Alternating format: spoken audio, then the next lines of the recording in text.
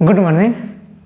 आज से हम लोग क्लास 12 का स्टार्ट करते हैं। तो क्लास 12 का जो फिजिक्स है वो दो पार्ट में बटा हुआ है, फर्स्ट और सेकंड। तो जो फर्स्ट का है तो आज हम फर्स्ट पढ़ते हैं। तो फर्स्ट का पहला पार्ट जो है वह है वैद्युत आवेश, वैद्युत धारा और वैद्युत ध्रुव, यानी कि ये 3 मेन पॉइंट है। इसी पर हमारा पहला पार्ट खत्म हो गया है। तो बहुत सिंपल है, बहुत आसान भी है, तुरंत समझ में आ जाएगा क्योंकि ये टॉपिक छोटी छोटी है, क्योंकि ये सब हम 10 में भी पढ़े हैं। तो इसका मेन एक पॉइंट है, जो पहला है वैद्युत आवेश है, जो क्या है मेरा वैद्युत आवेश है। तो आवेश है, तो इसमें हम सबसे पहले क्या जानना चाहिए, हमें आवेश आना चाहिए। ये आवेश हमें आएगा, इसे इंग्लिश में चार्ज कहते हैं, इसे इंग्लिश में क्या कहते हैं, चार्ज कहते हैं। तो हमें आवेश आना चाहिए। अगर ये हमें आएगा तो सब हमको आ जाएगा। आवेश आएगा तो हमें वैद्युत क्या होता है ये आ जाएगा, वैद्युत धारा क्या होता है ये भी आ जाएगा, वैद्युत ध्रुव क्या होता है ये भी आ जाएगा। यानी कि हमें पढ़ तो आवेश आना चाहिए। आवेश होता है कि ये भी जानना चाहिए। तो जो आवेश होता है ये इससे जानने से पहले ये इलेक्ट्रॉन जो होते हैं ना, तो वही आवेश होते हैं। यानी कि इलेक्ट्रॉन जो है वही आवेश है। प्रकृति में पदार्थ जितने भी पाए जाते हैं उनका निर्माण इलेक्ट्रॉन, प्रोटॉन, न्यूट्रॉन से हुआ है। तो जो इलेक्ट्रॉन है यानी कि हर जगह पाया जाता है, क्योंकि प्रकृति में हर जगह पदार्थ उपस्थित है। तो हर जगह पदार्थ उपस्थित है तो हर जगह इलेक्ट्रॉन उपस्थित होंगे। तो इलेक्ट्रॉन जो होता है, तो इलेक्ट्रॉन की यही परिभाषा, अगर इलेक्ट्रॉन कहा जाए तो प्रकृति में हर जगह है, तो हर जगह है तो हर वस्तु पर कुछ न कुछ आवेश तो ही है तब, यानी कि इससे ये क्लियर रहता है। और इलेक्ट्रॉन पर क्या होता है, निगेटिव चार्ज होता है। तो आवेश को परिभाषित करने के लिए हम कह सकते हैं कि जो हमारा इलेक्ट्रॉन होता है, देखिए इलेक्ट्रॉन हमारा स्थिर भी रहता है और इलेक्ट्रॉन क्या होता है, गति भी करता है। तो इलेक्ट्रॉन जब स्थिर रहता है, इलेक्ट्रॉन मेरा क्या होता है, जब स्थिर रहता है, तो इलेक्ट्रॉन जब स्थिर रहता है तो क्या कहलाता है, मेरा आवेश कहलाता है। एकदम सिंपल परिभाषा है कि इलेक्ट्रॉन मेरा, जब इलेक्ट्रॉन जो है वह क्या है, स्थिर है, तो उस समय क्या कहलाएगा, आवेश कहलाएगा। यानी कि कहा जाए तो इलेक्ट्रॉन जब स्थिर है तो आवेश कहलाता है। एकदम सिंपल है। तो लिख दे रहे हैं कि लिख सकते हैं कि इलेक्ट्रॉन यहाँ पर क्या होता है, स्थिर रहता है। इलेक्ट्रॉन क्या करता है, तो इलेक्ट्रॉन का काम है कि स्थिर रहेगा। यानी कि इलेक्ट्रॉन की स्थिरता क्या कहलाती है, आवेश कहलाती है। इलेक्ट्रॉन की स्थिरता लिख देते हैं, समझ में आएगा, स्थिरता। यानी कि इलेक्ट्रॉन की स्थिरता क्या कहलाती है, आवेश कहलाती है। एकदम सिंपल था, इलेक्ट्रॉन की स्थिरता ही आवेश कहलाती है। आवेश 2 प्रकार का होता है। पहला आवेश क्या होता है, ये धनावेश होता है। पहला आवेश मेरा होता है धनावेश, और दूसरा जो आवेश होता है ये क्या होता है, ऋण आवेश होता है। ऋण आवेश किताब में लिखा होगा आप लोग के आवेश के बारे में, कि आवेश की परिभाषा किताब में कैसे दिया है कि जहाँ पर हम विद्युत क्षेत्र और चुंबकीय क्षेत्र का अनुभव करते हैं उसे आवेश कहते हैं। यानी कि आवेश के कारण ही इन क्षेत्रों का क्या कर सकते हैं, हम अनुभव कर सकते हैं। तो ये तो किताबी ज्ञान है, लेकिन हमें समझने के लिए कहा जाए तो इलेक्ट्रॉन मेरा स्थिर है तो क्या कहलाएगा, आवेश कहलाएगा। और आवेश 2 प्रकार के होते हैं, एक होता है धनावेश होता है, एक क्या होता है, ऋण आवेश होता है। धनावेश बहुत सिंपल होता है। देखिए हम जब किसी वस्तु पर क्या करते हैं, घर्षण करते हैं। जब किसी वस्तु पर हम क्या करते हैं, घर्षण करते हैं। घर्षण का मतलब होता है रगड़ते हैं। तो जब रगड़ते हैं तो उस पर क्या होता है, आवेश उत्पन्न हो जाता है। आवेश तो था ही, लेकिन उत्पन्न होता है। तो जब उस पर आवेश उत्पन्न होता है तो किसी भी चीज़ को अपनी ओर आकर्षित करने लगता है। हम किसी वस्तु पर घर्षण किए तो उसमें एक आवेश उत्पन्न हुआ, और वो जो आवेश है वो क्या करता है, वो किसी भी वस्तु को अपनी ओर क्या करता है, आकर्षित करने लगता है। यानी कि किसी भी वस्तु को जो अपनी ओर आकर्षित करे, यानी कि जो आकर्षित करे, आकर्षित करे, जो अपनी ओर आकर्षित करे वो क्या कहलाता है, धनावेश कहलाता है। यानी कि धनावेश कैसे पहचान, किसी वस्तु पर हमें क्या कैसे पहचान, किस पर धनावेश है कि ऋणावेश है।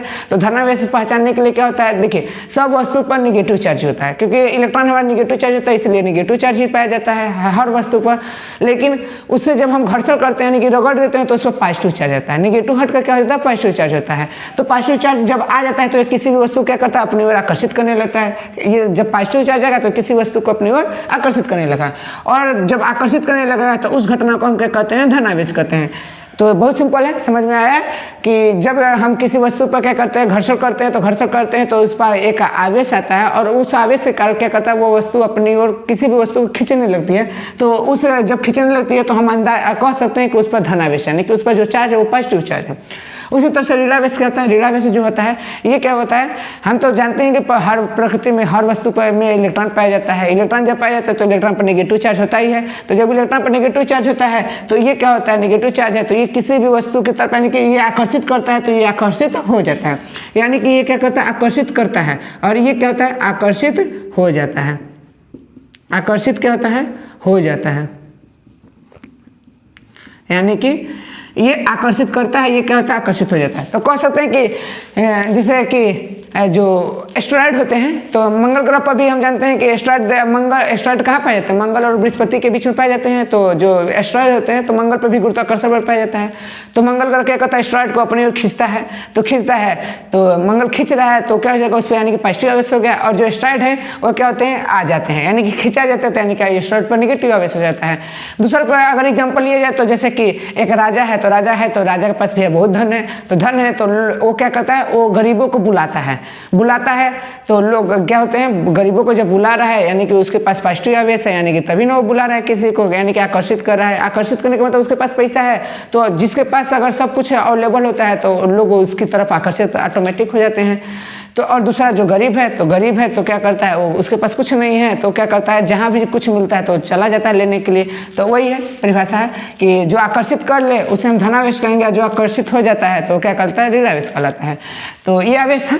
तो आवेश का एक और मेन पॉइंट होता है जो कि वेरी वेरी मोस्ट इंपॉर्टेंट होता है, और इस पर क्या कहते हैं, हमारे एग्जाम का जो होता है, एग्जाम उसमें क्वेश्चन भी पूछता है।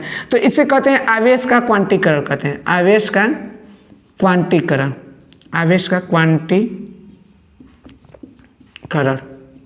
बहुत सिंपल होता है आवेश का क्वांटीकरण, लेकिन इंपॉर्टेंट भी होता है, ये हमें आना चाहिए। तो आवेश का जो क्वांटीकरण होता है ये क्या होता है कि हम जानते हैं कि किसी वस्तु में, हर एक वस्तु में इलेक्ट्रॉन है, तो इलेक्ट्रॉन है तो कितनी संख्या में है, इलेक्ट्रॉन तो है लेकिन वो कितनी संख्या में है उसी के गुणनफल, यानी कि इलेक्ट्रॉन और उसमें कितनी संख्या में इलेक्ट्रॉन है उसे गुणा जब कर देते हैं तो उसे कहते हैं आवेश का क्वांटीकरण। यानी कि इलेक्ट्रॉन और इलेक्ट्रॉनों की संख्या का गुणा करना ही क्या कहलाता है, आवेश का क्वांटीकरण कहलाता है। तो कह सकते हैं कि आवेश बराबर क्या होता है, क्यू होता है, और आवेश की संख्या जो होती है, आवेशों की संख्या वो एन से डिनोट करते हैं। और जो हम जानते हैं कि किसी वस्तु है तो वस्तु में कितना इलेक्ट्रॉन तो उपस्थित होंगे, यानी कि इलेक्ट्रॉन और उसकी संख्या का गुणा करना क्या कहलाता है, आवेश होता है। तो इसी गुण को, आवेश के इस गुण को क्या कहते हैं, आवेश का क्वांटीकरण कहते हैं। तो क्यू से हम जानते हैं क्या होता है, आवेश होता है। क्यू से क्या होता है, आवेश होता है, क्यू से आवेश होता है। और यन जो है ये क्या होता है, यन से हमारा संख्या, यानी कितनी संख्या में उपस्थित है कोई भी इलेक्ट्रॉन। और ई से क्या होता है, ई से तो हम जानते हैं कि ई से क्या होता है, इलेक्ट्रॉन होता है। और ये जो आवेश होता है, आवेश का क्या होता है, मात्रक, आवेश का मात्रक क्या होता है, कूलाम होता है। आवेश का मात्रक क्या होता है, कूलाम होता है। तो ये हमें आना चाहिए, मात्रक भी हमको आना चाहिए। तो आवेश का मात्रक क्या होता है, कूलाम होता है। और देखिए ये इलेक्ट्रॉन है, तो इलेक्ट्रॉन देखिए न्यूनतम भी होता है, अधिकतम भी होता है। तो न्यूनतम भी लिया जाता है तो लेते हैं तो एक इलेक्ट्रॉन, यानी कि ये न्यूनतम, यानी कि एन लिख सकते हैं, तो या मिनिमम भी लिख सकते हैं, एम आई एम भी लिख सकते हैं मिनिमम में। तो एक इलेक्ट्रॉन बराबर क्या होता है, तो 1.6 गुणे 10 के पावर -19। इसको हमें याद होना चाहिए क्योंकि इस पर सवाल लगेगा तो हम आगे काम आता है, क्योंकि ये हर जगह काम आता है। तो ये हमको जाना चाहिए कि एक इलेक्ट्रॉन बराबर क्या होता है, मिनिमम पर, यानी कि ये तो न्यूनतम मान। तो एक इलेक्ट्रॉन बराबर क्या होता है, इसकी संख्या 1.6 गुणे 10 के पावर -19। तो ये आवेश हो गया। आवेश के बाद क्या होता है, विद्युत को देखते हैं। तो अगला पॉइंट है मेरा, विद्युत क्या होता है। तो ये देख लेते हैं, क्योंकि आवेश जान रहे हैं कि आवेश जब इलेक्ट्रॉन हमारा क्या होता है, स्थिर रहता है तो आवेश कहलाता है। तो यही हम कह सकते हैं, विद्युत को जब हमको परिभाषित करना होगा तो विद्युत का बहुत बढ़िया सिंपल परिभाषा होता है। तो जब इलेक्ट्रॉन मेरा क्या करता है, गति करता है, यानी कि इलेक्ट्रॉन क्या कर रहा है, गति कर रहा है। यानी कि जब इलेक्ट्रॉन का गतिमान स्थिति, इलेक्ट्रॉन का गतिमान स्थिति क्या कहलाता है, विद्युत कहलाता है। एकदम सिंपल परिभाषा है। यानी कि जब मेरा इलेक्ट्रॉन क्या है, स्थिर है, जब मेरा इलेक्ट्रॉन क्या है, स्थिर है तो आवेश कहला रहा है। लेकिन जैसे ही इलेक्ट्रॉन मेरा क्या कर रहा है, गति कर रहा है, यानी कि चल रहा है, तो क्या कर रहा है, कह सकते हैं विद्युत है, यानी कि उसे ही विद्युत में परिभाषित कर सकते हैं। तो जान सकते, बहुत आसान होगा, ये तो सिंपल चीजें हैं। तो विद्युत में 2 पॉइंट और आपने दिया है कि विद्युत रोधी क्या होता है और विद्युत चालक क्या होता है। तो विद्युत रोधी उसे कहते हैं कि जिसमें से हमारा क्या हो सकता है कि विद्युत प्रवाह नहीं से हो सकता है, यानी कि जब इलेक्ट्रॉन नहीं जाएगा, यानी कि नहीं बहेगा, तो क्या कहेंगे कि वो विद्युत रोधी है। यानी कि वो क्या कर रहा है कि इलेक्ट्रॉन को नहीं जाने दे रहा है, यानी कि उसका विरोध कर रहा है, तो इसे विद्युत रोधी कहते हैं। तो जैसे लकड़ी उकड़ी हो जाता है ना, तो लकड़ी हो गया, तो इसमें क्या होता है कि हमारा इलेक्ट्रॉन नहीं जा पाता है, तो क्योंकि इसलिए इसे लकड़ी को विद्युत विरोधी कहते हैं। लेकिन जहाँ से मेरा इलेक्ट्रॉन आसानी से प्रवाहित हो जाता है, इलेक्ट्रॉन क्या होता है, आसानी से प्रवाहित हो जाता है, तो उसे ही कहते हैं कि विद्युत का चालक है।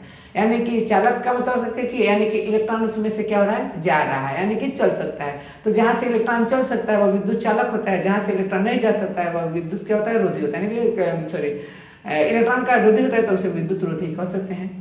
तो ये हमारा सिंपल था, इसमें कुछ था नहीं। जो अगला पॉइंट है वो बहुत इंपॉर्टेंट है और वेरी वेरी मोस्ट है, क्योंकि ये जो पॉइंट है ना, तो ये इसी पॉइंट पर हमारा क्या है, ये पूरा पहला चैप्टर यानी कि इन्हीं कह सकते हैं, तो यही मेरा पॉइंट है। तो जो पॉइंट है उसका क्या नाम है, कूलाम का नियम। जो ये पॉइंट है ये वेरी वेरी मोस्ट इंपॉर्टेंट है, इसलिए इसे क्या करिए आप लोग स्टार बनाकर लिख लीजिए या इसे क्या करिए याद कर लीजिए, जो भी आपको करना है जैसे आप सुविधा हो, क्योंकि ये इंपॉर्टेंट है, तो वेरी वेरी इंपॉर्टेंट कि 12 का सबसे पसंदीदा यानी कि क्वेश्चन पेपर में पूछता है 2 नंबर का पूछता है कूलाम का नियम क्या लिख दीजिए, इनके बोर्ड के एग्जाम में अक्सर पूछा जाता है। तो इसे जानते हैं क्या होता है, कहता है कूलाम का नियम जो होता है, कहता है कूलाम के नियम के अनुसार 2 स्थिर वैद्युत आवेश, 2 स्थिर यानी कि 2 आवेश रहेंगे जो कि स्थिर रहेंगे, तो 2 स्थिर वैद्युत आवेश के मध्य कार्य करने वाला बल, यानी कि 2 स्थिर वैद्युत आवेश के मध्य कार्य करने वाला बल उन आवेशों के गुणनफल के अनुक्रमानुपाती, यानी कि जो दोनों आवेश हैं उनके गुणनफल के अनुक्रमानुपाती तथा उन दोनों आवेशों के बीच की दूरी के वर्ग के व्युत्क्रमानुपाती होता है।